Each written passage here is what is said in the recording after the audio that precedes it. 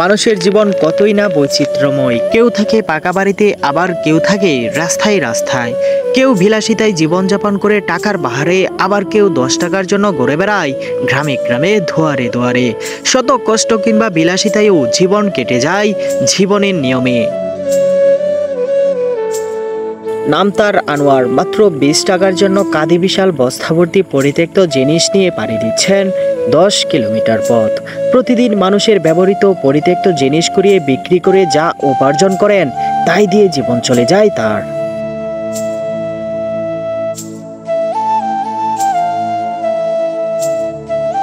নারায়ণপুর।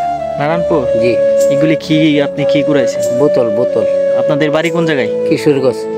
কিশোরগঞ্জে। তাহলে হেঁটে যাচ্ছেন কেন? এই তো তো মনোরঞ্জন 100-150 টাকা বেচতে আর হাইটটা লাগে বাবা।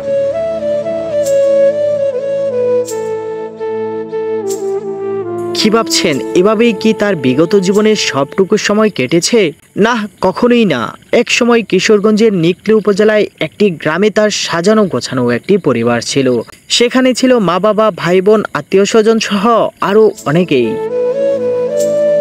মা বাবা মৃত্যুর পরই যেন সবাই কাল হয়ে দাঁড়ায় আনোয়ার আলীর। পাড়া প্রতিবেশী মিলে আত্মসাৎ করে ফেলে মা বাবার রেখে যাওয়ার শেষ সম্বল ভিটে মাটিটুকু।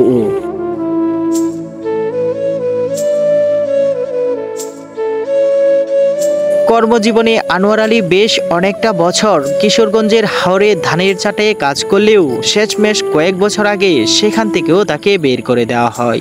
এরপর থেকে এভাবেই চলছে তার জীবন।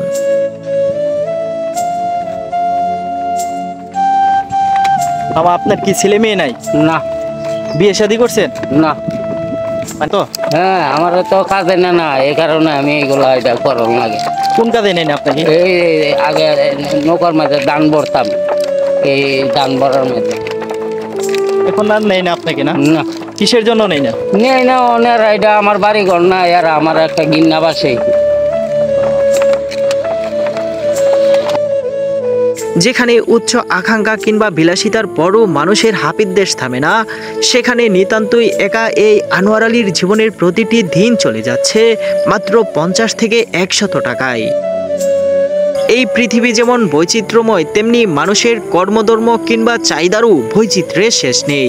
আমাদের সমাজের চারদিকেও আনোয়ার আলীর মতো এমন সামাজিক অবক্ষয়ের শিকার মানুষের অভাব নেই।